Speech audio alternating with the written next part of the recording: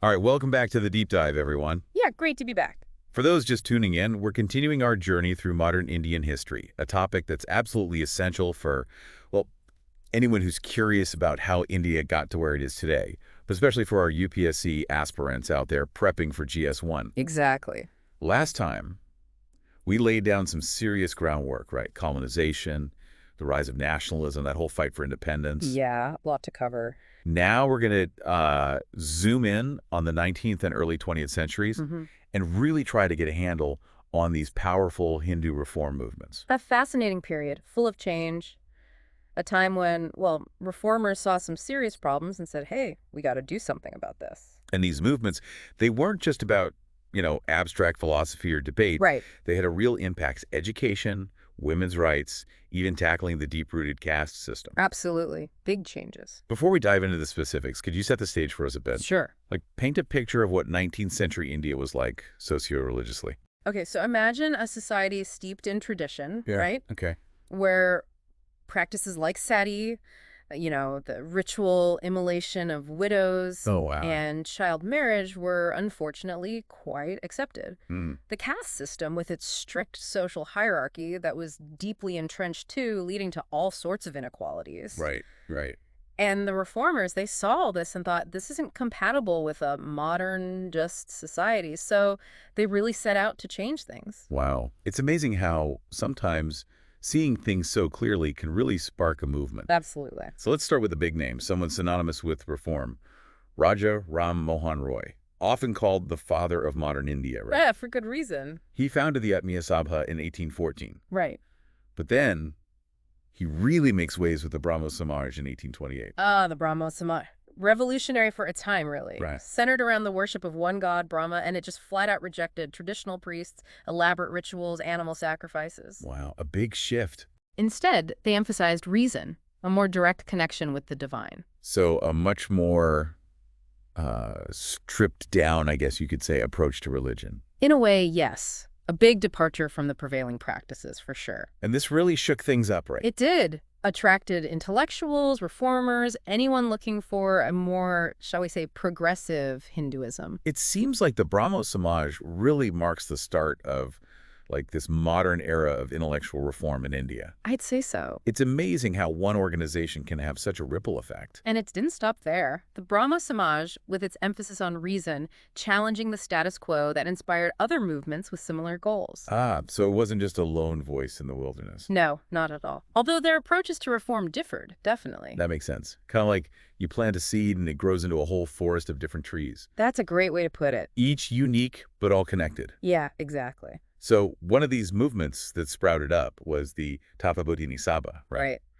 Founded in 1839 by Rabindranath Tagore. Wait, is that any relation to the poet Rabindranath Tagore? It is. Rabindranath was his father. Oh, wow. Fascinating. So they were really focused on revitalizing the Brahmo Samaj, injecting new energy, new ideas. It shows you how dynamic this whole movement was. Right. These groups are building on each other's work. Yeah, sometimes converging, sometimes diverging, but always pushing for progress. Always moving forward. Yeah. And then, around the same time, we see the Young Bengal movement pop up, led by Henry de Rosio, a teacher at Hindu College in Calcutta. De Rosio and his students, the de Rosians, they were quite radical for their time. Yeah, I've heard a bit about them. Advocating for women's rights, education, ideas way ahead of the prevailing norms. Yeah, that's pretty bold for that era. It was. And it really shows how Western thought started influencing things. Like the French Revolution, British liberalism, all of that mixing with Indian traditions. It was a potent blend, fueled their calls for social change. Makes you realize these reformers weren't just focused inward on internal reform.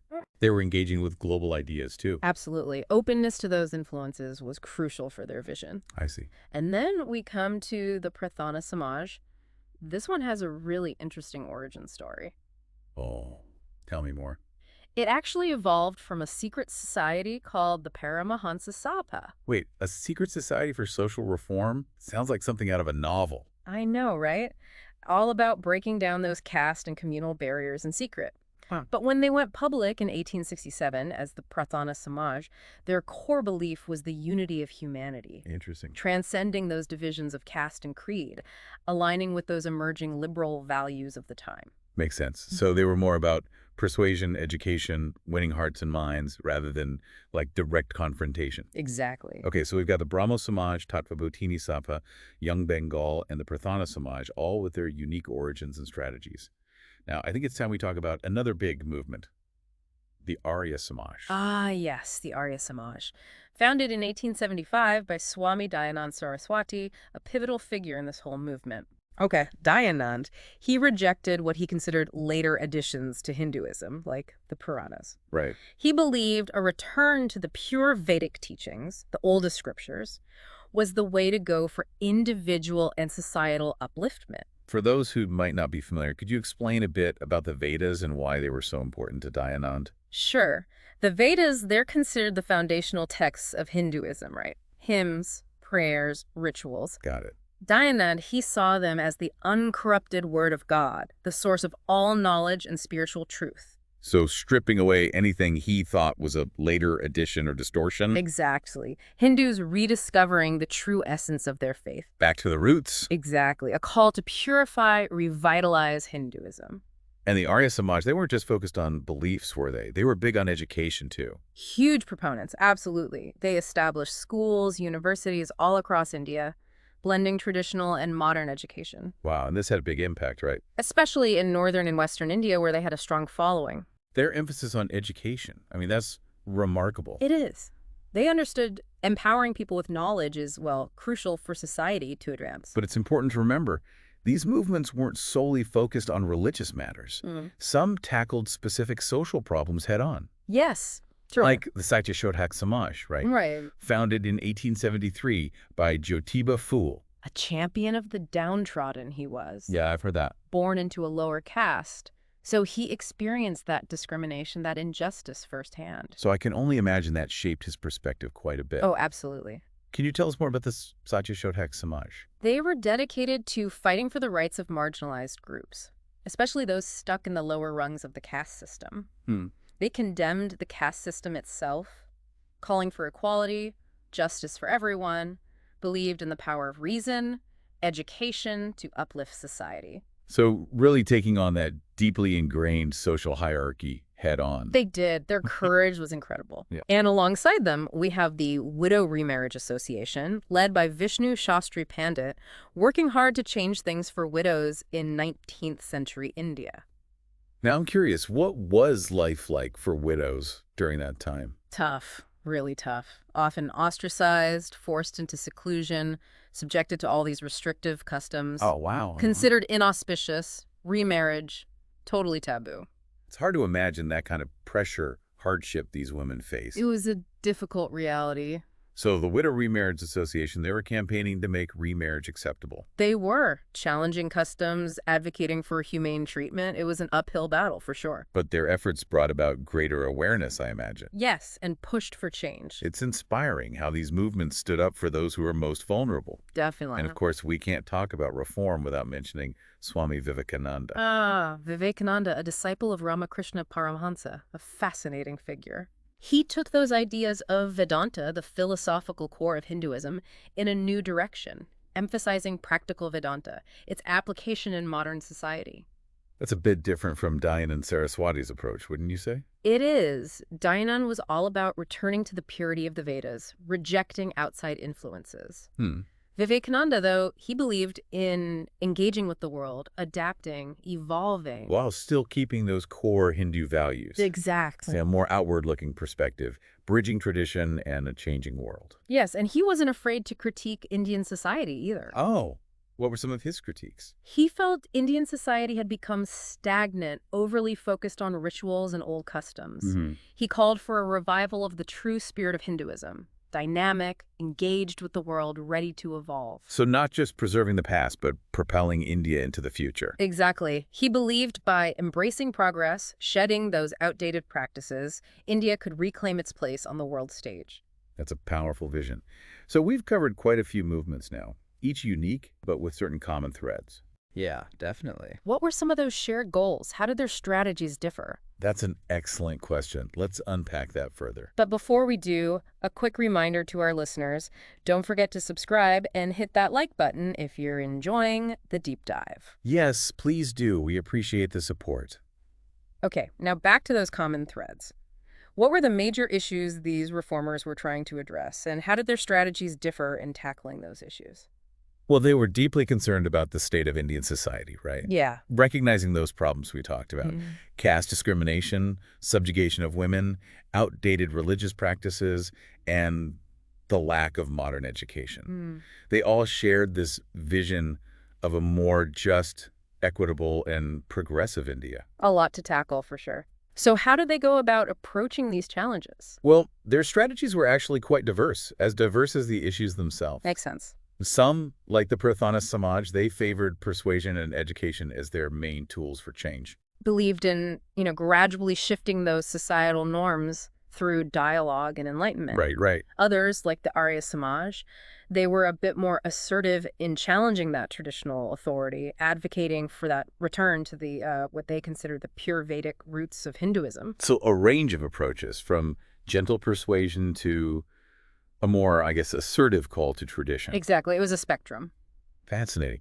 And how did these reformers view Western ideas? I mean, were they seen as a threat to Indian culture or a potential source of inspiration? That's a question that sparked a lot of debate within the reform movements themselves. I bet. Some reformers, like those Derosians we talked about, they were heavily influenced by Western thought. Yeah. They saw it as a model for progress, enlightenment, embracing those ideas from the French Revolution, British liberalism, all that. Right. Others, like Dayanand Saraswati, they were more wary of Western influence. They feared it would corrupt Indian culture, emphasized preserving the purity of Hindu traditions. So a real clash of perspectives there. Some embracing the West, others clinging to tradition. Sounds like a tough balancing act. How did these movements navigate that tension between tradition and reform? It was a complex dance, that's for sure. Preserving the essence of their heritage, but also embracing the need for change. Some reformers, they believed the path to progress was through purifying Hinduism, stripping away what they considered those later additions that had distorted its true essence. Like those elaborate rituals, idol worship, and of course the caste system. Yeah, they saw those as deviations from the original spirit of the faith. So a kind of return to the source, rediscovering the core principles. Exactly. They believed that by returning to, what they considered the uncorrupted form of Hinduism, they could revitalize the faith. Make it relevant for the modern world. That's right. Kind of like what happened in Europe with Christianity, that whole Reformation movement. Good analogy. That idea of rediscovering a purer form of faith, that was central to a lot of these movements. Interesting. But there's another camp too, right? One that thought Hinduism needed to evolve, adapt to the changing times. Yes, they saw value in engaging with Western thought, especially in things like education, science, social reform. So open to incorporating new ideas from outside India. Absolutely. They believed Hinduism was a living tradition, capable of growth and change. They didn't see Western ideas as a threat. But as a potential source of inspiration for progress. Exactly. And who were some of the key figures championing this more inclusive approach? Well, Swami Vivekananda was a prominent voice there, a global thinker. Right, he traveled a lot, engaged with Western intellectuals, presented Hinduism on a world stage. He did. He believed Hinduism had so much to offer the world, but also needed to learn from other cultures. A two-way street. Exactly. He envisioned a Hinduism that was dynamic, engaged with the world, open to progress. It's a truly global vision, almost like building a bridge between East and West. Yeah, and he wasn't afraid to be critical of things in Indian society that he thought were holding it back. Like what? Well, he was very vocal about the caste system, the treatment of women, saw those as obstacles to progress. So even within this group, open to Western ideas, there was diversity, different opinions and approaches. Absolutely. It wasn't a monolithic movement by any means. Each reformer had their own interpretation of, what needed to change and how to achieve it. But they all shared that belief that Hinduism could be a force for positive change in the world. Yes, that's the common thread. It's remarkable how they were wrestling with these huge questions, trying to envision India's future in a world that was changing so rapidly. And their debates and struggles, they laid the groundwork for a lot of the social and political movements that shaped modern India. It's crucial to remember, though, that their efforts weren't always met with open arms. Of course not. Change is hard, Yeah. especially when you're challenging deeply held beliefs and practices. They were going up against centuries of tradition, ingrained social norms. Right. It took immense courage and determination. So did they actually achieve their goals? Did they succeed in reforming Indian society? That's the big question, isn't it? And the answer is, well, it's complicated. I figured as much. No denying they had a huge impact, but the changes were often incremental. Yeah. And they faced pushback, a lot of it. It wasn't a revolution overnight, more a gradual transformation. Like turning a giant ship, it takes time and effort to change course. Exactly. Remember, they were challenging beliefs and practices that had been around for centuries. Societal transformation, that doesn't happen overnight. Right. So where did they make the most tangible progress? Where can we see their impact most clearly? Well, education was one area where their influence was undeniable. Okay. Many of these movements, especially the Arya Samaj, they really pushed for education, establishing schools, universities, making it accessible to everyone. Regardless of caste or gender. Exactly. They truly believed education was the key. To unlocking India's potential. Yeah, creating a more enlightened citizenry. Education is a powerful tool for change, that's for sure. It empowers people to think critically, question things, envision a better future. Precisely. The reformers understood that. And what about social reforms? Did they have any impact on things like the caste system or the treatment of women? Oh, they definitely made their voices heard on those issues. Groups like the Satyashodhak Samaj, the Brahmo Samaj, they were vocal advocates for social justice. Right. Challenged the caste system, condemned sati, pushed for women's education and property rights. And while they may not have completely eradicated those problems, I imagine they did raise awareness, shift public opinion a bit. They did. They laid the groundwork for later movements that would build upon their efforts. Planted the seeds for change, even if they took time to blossom. Yes, their efforts created a momentum for social justice that continued to grow in the decades that followed. Also important to remember, their impact went beyond specific reforms.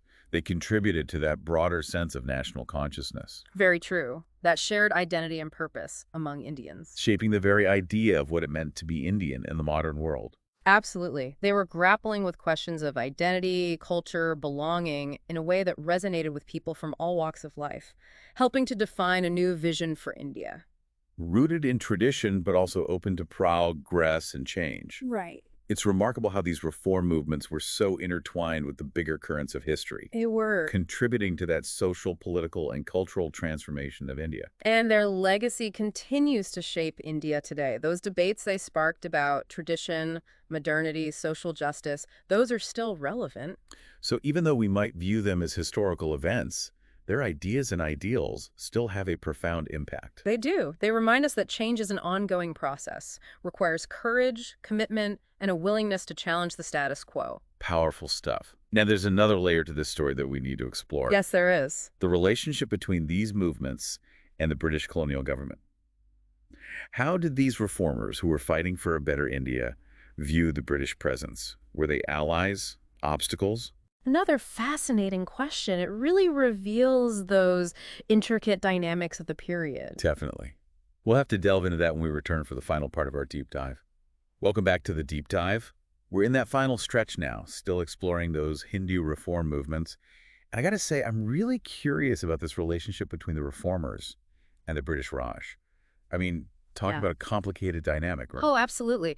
Fighting for a better India, but operating within a system that, well, often didn't have India's best interests at heart. Exactly. Some reformers actually saw the British presence as an opportunity, believe it or not. Really? Yeah, a chance to bring in modern ideas, institutions into India.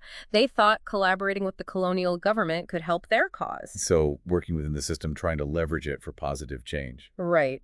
They saw potential in things like education reform, legal systems, those kinds of things. That's a pretty pragmatic approach. Yeah. But I can't imagine everyone felt that way. Oh, you're right. Definitely another camp that saw the British as the root of the problem. Colonialism as inherently exploitative, holding India back. So for them, true reform meant Getting rid of the British altogether. Exactly. Complete independence was the only way forward. Any collaboration, that was a compromise, a betrayal in their eyes. Wow. Talk about a difference of opinion. How did these viewpoints play out within the movements? Created some fascinating tension, that's for sure, between those who wanted to work within the system and those who demanded complete independence first. Makes sense. Some groups, like the Brahmo Samaj, were more open to collaboration, believed they could use British influence for good. Others, like the Arya Samaj, much more skeptical, sometimes even confrontational. Walking a tightrope, kind of. Wanting progress, but also a truly free India. Yeah, that's a great way to put it. Balancing pragmatism and idealism, it wasn't easy. And it really shows the complexities of that historical period. Not a simple black and white situation. Not at all. So much nuance. These reformers weren't just reacting to British rule, they were thinking about India's future in a much broader sense. Right, trying to figure out, what does it mean to be Indian in the modern world? Exactly. Navigating tradition and modernity, grappling with identity. Their debates, their struggles, they laid the groundwork for the India we know today. They did. And those ideas, they still resonate, shaping those discussions about social justice, religious identity, India's place in the world. History isn't just something in the past. It's a living thing, still influencing us today. So, as we wrap up this deep dive, what are those key takeaways for our listeners? What should they remember about this period? Well, first, I think the diversity of these movements is really important. Different goals, different approaches, different ideas about how to achieve that vision of a better India. A whole spectrum of thought and action. Exactly. But they were all deeply concerned about the state of Indian society, dedicated to improving people's lives. They weren't afraid to challenge the status quo. Not at all. Whether it was religious practices, social norms, or even colonial rule itself. Real pioneers, paving the way. They were, and their impact was huge, not just on religion, but education, social reform, that growing national consciousness. A legacy that continues to inspire us, challenge us. They remind us that change is possible, but it takes courage, commitment, and a willingness to imagine that better future. Couldn't have said it better myself. It's been an amazing journey exploring these movements, their impact on India. And as we conclude, I want to leave our listeners with a question to ponder. We've talked about how these reformers debated the best way to modernize India. But what challenges do you think India faces today in balancing tradition and progress? A crucial question, definitely one we're thinking about. It's something every nation faces as it moves forward. And on that note, we'll leave you to ponder that. Thanks for joining us on this deep dive. Be sure to subscribe for more fascinating explorations. Until next time, keep exploring, keep questioning, and keep diving deep.